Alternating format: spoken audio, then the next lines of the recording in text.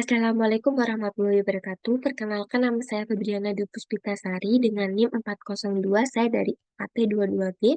Di sini saya akan menjelaskan mengenai pengolahan data panel menggunakan Epius beserta analisisnya. Berikut langkah-langkahnya. Kita buka Excel-nya terlebih dahulu. Nah, ini kita udah disediain data dari Pak Hasan. Nah, di sini sudah ada kode perusahaan dan berhubung saya itu NIM-nya genap, di sini CID-nya saya Y, luarnya saya jadikan X1 dan saya jadikan Z dan propernya jadikan S2. Dan ini adalah perhitungan interaksi X1 dengan Z. Nah, cara perhitungannya itu tinggal X1 dikalikan dengan Z. Nah, kayak gini habis itu kita tarik ke bawah aja biar cepet, terus interaksi X2 dengan Z sama, kita tarik ke bawah juga, langsung kita eksekusi ke Eclipse-nya aja. Nah, langkah pertamanya itu kita open for the file SAS Excel, atau kalau yang udah buka filenya bisa banget langsung ke recent filenya. Nah, ini kita next aja. Next. Nah, untuk data tipnya ini, kalau bagi yang Excelnya FIS-nya tidak otomatis, itu perlu diperiksa lagi. Siapa tahu ada yang tukar-tukar, yang nambah jadi karakter dan sebagainya. Kalau udah otomatis, silakan di next. Nah, habis itu basic strukturnya ini data panel. Kalau udah kayak gini, silakan di finish. Oke, kalau ada tampilan seperti ini, kita sekarang langkah pertama kita membuat tiga model untuk menentukan model mana yang terbaik untuk perhitungannya. Yang pertama kita klik with estimate equation, kita masukkan rumusnya CED atau Y rowa rover size dan C. Nah, ini panel optionnya 6 ya teman-teman. Jadi kalau udah kayak gini, tinggal kita oke aja. Nah, ini udah jadi model CEM. Kita namain aja dulu model CEM. Jangan lupa di screenshot atau di kita ke teman-teman CEM. Udah, oke kita oke. Situ kita ke quiz lagi ke estimation question. Saya lebih percepat ya teman-teman biar teman-teman bisa lebih banyak materi yang didapat. Kita ke fixed, oke, kita ke oke. Nah, ini kita namain ke model frame. Ini sama teman-teman kita di enter question. Nah, ke ini C-nya jangan lupa dipindah di tengah-tengah teman-teman. Oh, sangat berharga sekali nih. Nah, habis itu kita ke yang tadinya kalau CEM itu non, kalau kalau frame itu fixed, kalau rem itu random. Di oke ya teman-teman. Ini udah jadi, kita namain aja model.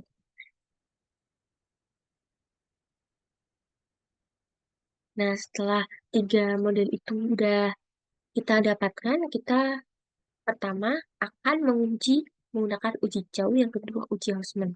Nah, uji jauh di sini kita membandingkan antara CEM dan frame. Nah, kita klik aja model frame-nya, habis itu kita ke view, habis itu kita klik start random, kita ready efficient. Nah, kita udah jadi ke eh, model uji jauhnya.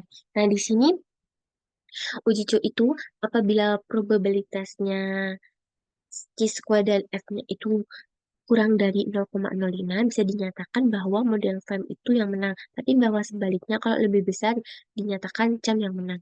Dan kalau CEM yang menang sudah tidak ada uji-uji lagi ya teman-teman. Kalau masih frame yang menang kita uji lagi. Kita uji jauh. Nah, uji jauh frame.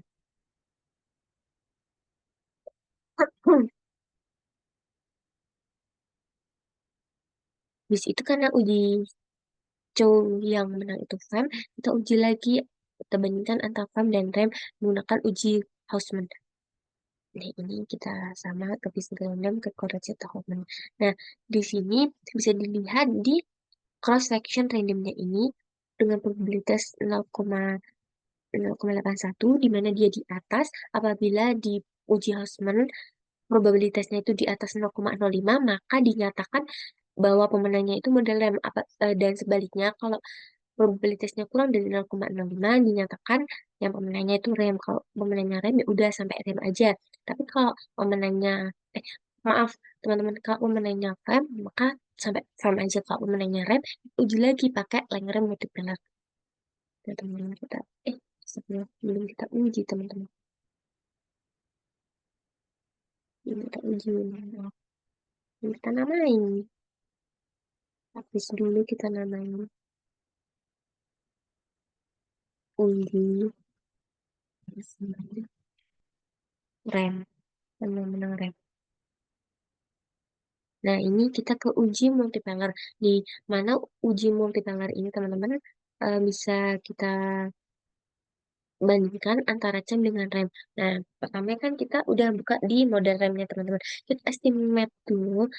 Nah, yang tadinya random kita jadi non. Oke, ya, teman-teman. Nah, habis itu yang di sini view-nya itu kita ganti set randomnya itu ke only ke random lagi. Nah, ini kita lihat juga di brace pattern-nya. Nah, di mana botnya ini 0, di bawah 0,05, maka dinyatakan pada Muji LM ini dinyatakan rem menjadi model terbaik untuk perhitungannya. Tapi kalau di atas 0,05, maka CEM yang menjadi model terbaik di pada itu, teman-teman. Pada perhitungan penelitian ini. Nah, ini kita tulis dulu, kita namain uji.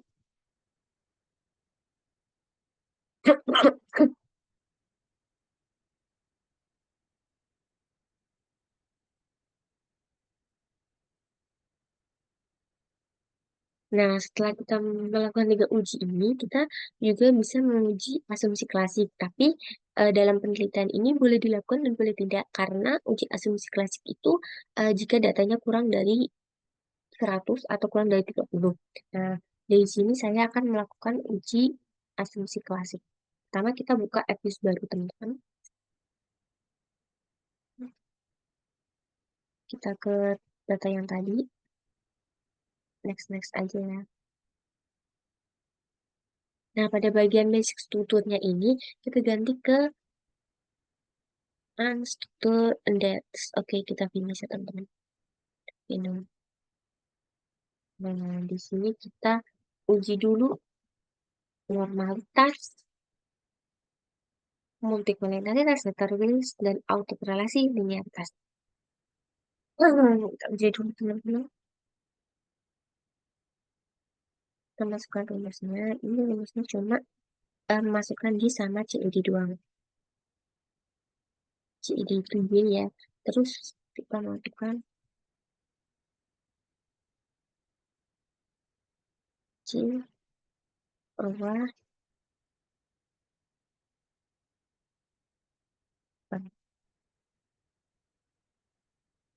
Nah, kita open dulu. Bentar.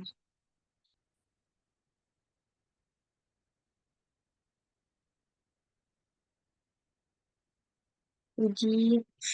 Nah, ini bisa dilihat di kita bisa lihat langsung uji autokorelasi ya. Autokorelasi itu bertujuan untuk menunjukkan korelasi anggota observasi yang diurutkan berdasarkan waktu atau ruangan. Uji autokorelasi itu bertujuan menguji apakah dalam suatu model regresi linear dan korelasi antara salah pengganggu pada periode T dengan kesalahan pada periode TL atau tahun sebelumnya. Nah, jika terjadi korelasi itu, maka dinamakan ada problem autokorelasi. Asalnya ini timbul karena residualnya atau kesalahan pengganggunya tidak bebas dari observasi ke observasi lain. Jika data observasinya di atas, baiknya menguji di Lagrange multiplier. Nah, itu kan tadi kita udah di Lagrange multiplier ya, teman-teman. Sebetulnya ujian asumsi klasik ini untuk data lebih di 100 itu nggak usah dilakukan, nggak apa-apa. Nah, di sini untuk data autokorelasi ini kita pusatkan ke Durbin Watson, di mana kalau dia lebih dari 0,05 dinyatakan dia lolos dalam autokorelasi teman-teman. Kita tulis dulu teman-teman. Eh, ya udah deh, apa?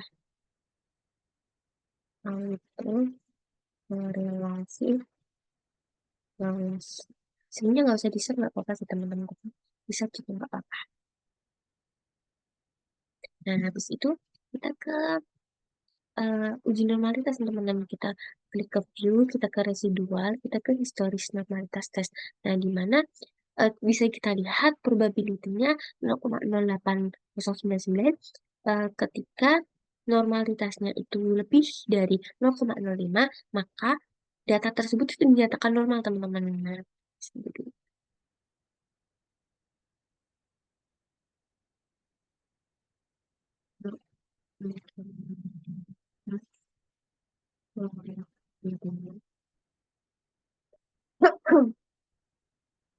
Nah, setelah itu kita uji lagi, kita estimasi output. Nah, kita uji lagi nih teman-teman.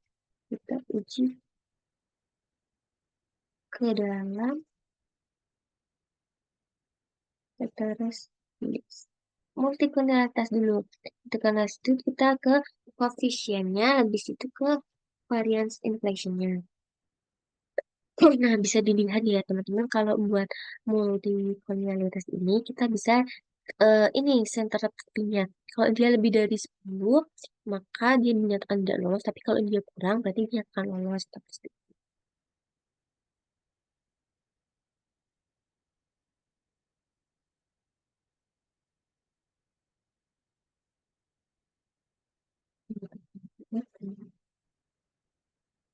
Itu kita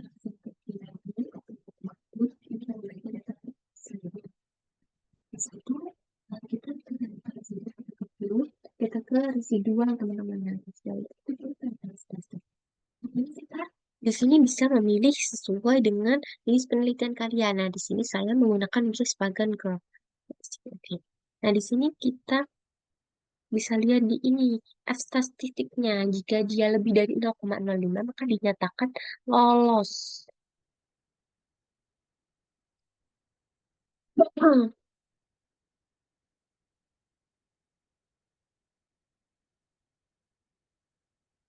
Lolos semuanya. Habis itu kita kembaliin ke view lagi teman-teman. Hmm.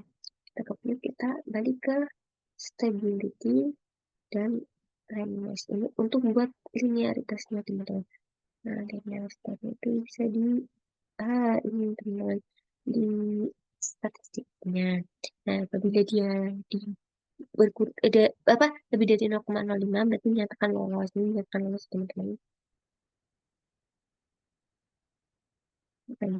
Linear lolos.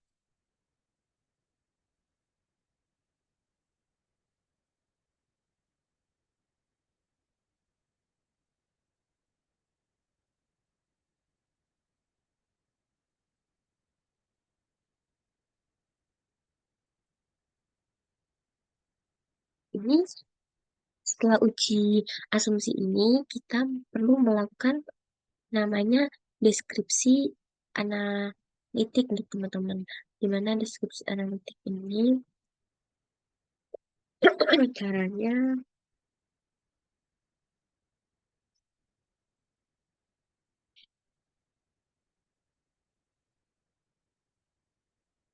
dari teman-teman deskripsi analitik ini membandingkan antara X1 dengan S2 ini seperti ini. Jadi, analisis deskripsinya itu seperti ini teman-teman.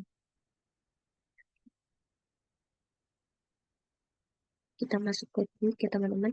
Kita masuk ke grup, dan itu ke deskripsi statistik, klik ke command. Nah, ini bisa dimasukin X1 sama X2 aja.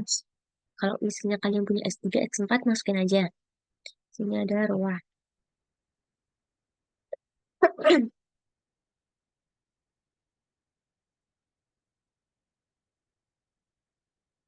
Nah, ini udah kelihatan ya teman-teman, dimana eh, rata-rata ROA-nya itu 7,677 dan propernya 3,65, mediannya 6,17 sama 3,00, maksimumnya 30 dan 95,00, dan minimalnya min 983 sama 3.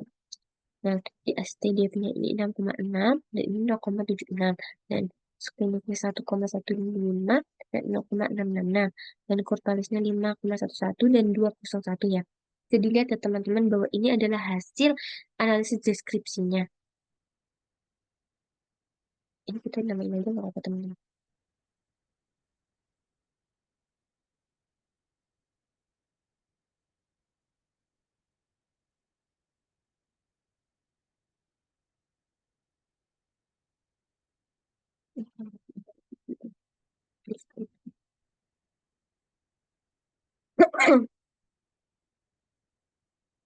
Nah, deskripsi udah kita sampai sini, kita dulu aja.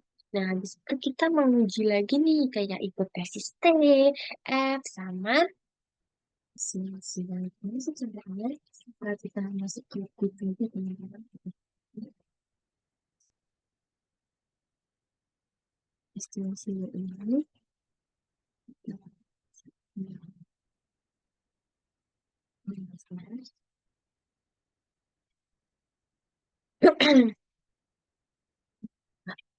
ini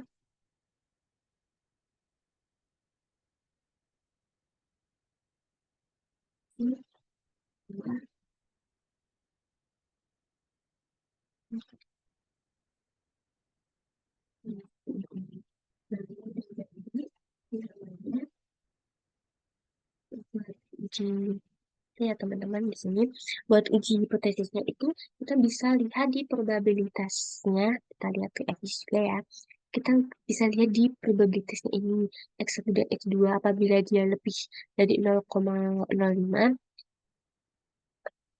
maka dia dinyatakan menolak, dia dinyatakan menolak HA atau menerima HA0. Nah, di mana independennya atau X-nya ini tidak berpengaruh signifikan kepada dependen atau Y-nya ya teman-teman. Ini untuk analisis persamaan reduksinya, ini bisa di koefisiennya ini ditambah sama ini ya teman-teman. Bisa juga ini tambahin langsung juga bisa. Nah, habis itu didapatkan adalah konstantanya yang diperoleh sebesar 0,371, maka diartikan bahwa variabel independen naik satu satu kan secara runtut, maka variabel dependennya juga ikut naik. Nah, nilai koefisien regresi variabel independen bernilai positif ini sebesar 0,9 ini, maka diartikan jika variabel independen meningkat, maka variabel dependennya ini juga meningkat. Sebaliknya seperti itu. Habis itu kita uji. Nah, kita lihat di uji F-nya dulu teman-teman. Uji F-nya itu kita menganalisis di F statistikanya ini teman-teman. Nah, kita masuk ke sini ya. Nah, jika F statistikanya ini kurang dari 0,05 dan nilai probabilitasnya ini juga maaf teman-teman. Apabila F statistikanya dan probabilitas statistikanya lebih besar daripada 0,05, maka H0 itu diterima dan HA itu diterima. Artinya, ada hubungan keterkaitan antara wallpaper itu berpengaruh terhadap CED atau independennya atau dependennya teman-teman. Nah, habis itu kita ke koefisien determinan. Nah, ini itu dilihat dari ini R square-nya teman-teman. Ya, sebenarnya bila dia 0,05 kan berarti dia di bawah ya teman-teman. Nah, berarti di bawah ini dia dinyatakan sebagai 26%. Ini ini diikuti aja 26%. Nah, sisanya itu teman-teman, sisanya itu masih 74% kan. Nah, dari sisanya itu berarti yang 26% itu berpengaruh kepada independen terhadap variabel dependen, tapi 74%-nya itu berpengaruh pada variabel lainnya yang di luar penelitian, teman-teman. Nah, habis itu kita ke pengujian moderasi. Ini di X lagi. Ini pengujian diferensi kita klik ke estimation equation. Di sini kita hanya menguji, kita tidak memasukkan moderasinya. Kita menguji cuma interaksi Y dan X1 itu. Sini ya, saya lupa.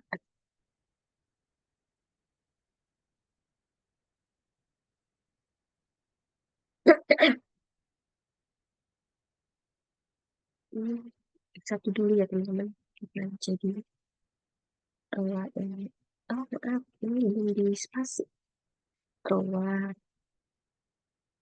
Jangan lupa di spasi ya teman-teman, karena kalau nggak spasi nanti bisa keganti sendiri. Nah, terus ini interaksinya teman-teman, saat interaksinya juga tambahin C. Di sini nggak ada Z. Nah ini udah jadi seperti ini ya teman-teman. Kita lihat di analisisnya. Nah, ini kan total aset tidak signifikan sebagai pemoderasi hubungan rola dan CID dengan nilai probabilitasnya lebih dari pada 0,5 sebesar 20,24 ini, dan tetasi tidak berpengaruh signifikan sebagai pemoderasi hubungan proper dan CID karena nilainya itu juga nilainya itu kurang dari nilainya itu lebih dari 0,5. Untuk itu, total asetnya tidak signifikan sebagai pemoderasi sebagai CID karena nilainya lebih dari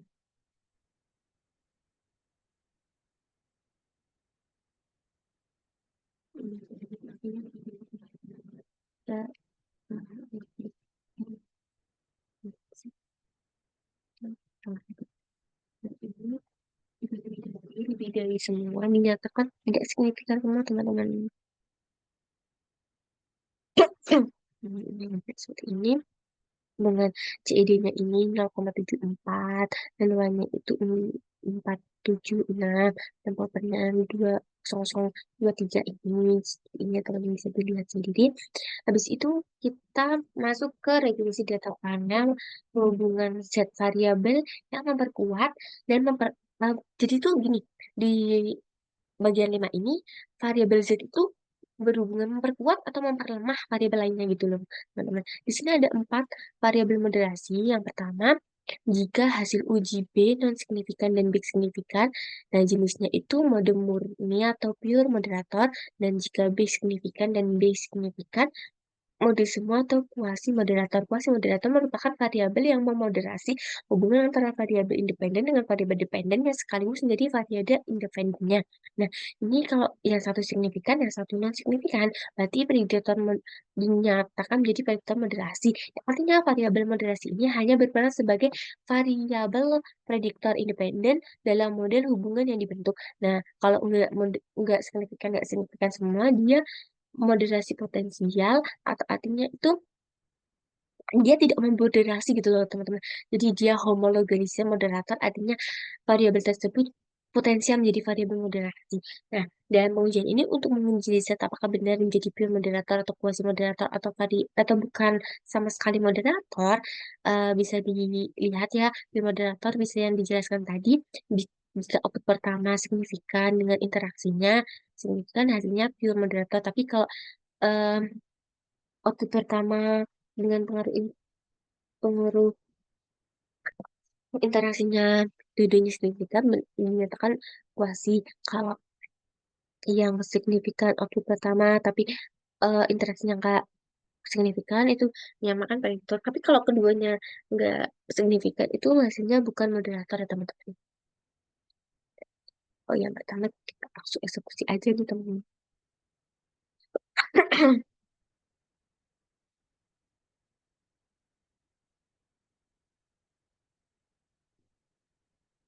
Kita masuk ke data lama yang tadi sudah kita buat. Kita ke kuisnya. Nah, ini kita ke estimasi quiz. Ini untuk output pertama, bagian pertama, itu kita masukkan ini. Dan bentar, kalau bisa diklik C, bawah. Nah, ini untuk output pertama, bagian pertama, dan jangan lupa ini random. Nah, ketik oke, kita namain jadi output satu.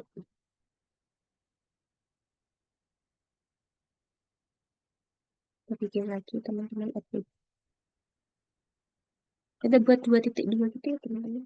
Tadi kan rumusnya Y, C, X1. Nah, di sini ditambahin sama moderasinya. C, C, eh, lewat sama moderasinya size.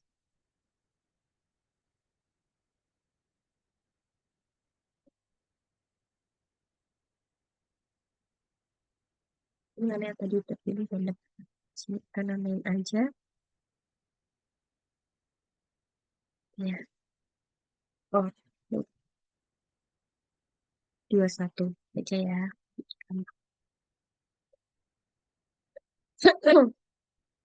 Nah, ini antara interaksinya teman-teman. Sama seperti tadi, CID, C, dua, size,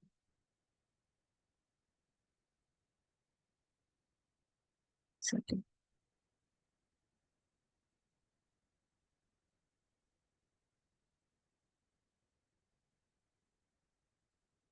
Kita hitung semua dulu ya, biar nanti gampang menjelaskannya.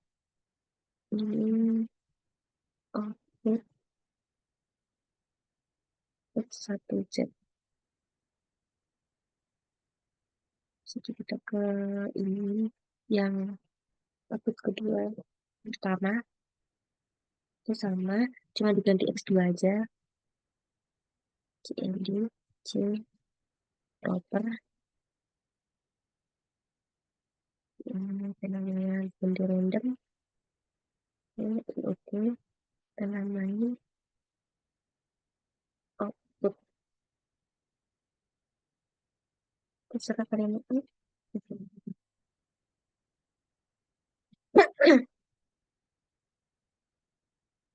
Output 2. Biar saya nggak bolak-balik ngetik, saya ketik aja dulu. Oke, di sini oke. Kita ketik lagi teman-teman. Kita ketik equip ya gede. Kita ketik, kita ke estimation operation. Di sini kita tambahin sama size-nya.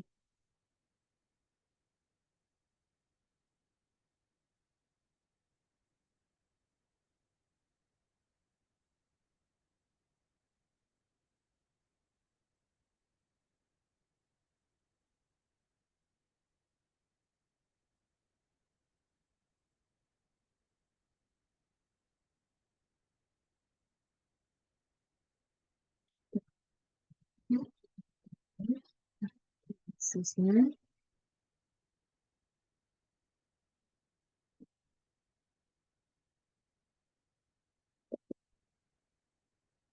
ini kita tambahin size-nya. Kita tambahin interaktivitas. Final option kita ke random, kita ke oke. Kita namain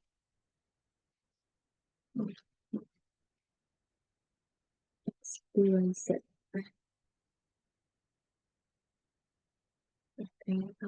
Begitu nanti kayak gini teman-teman, dilihat dari nilai CPM 0,.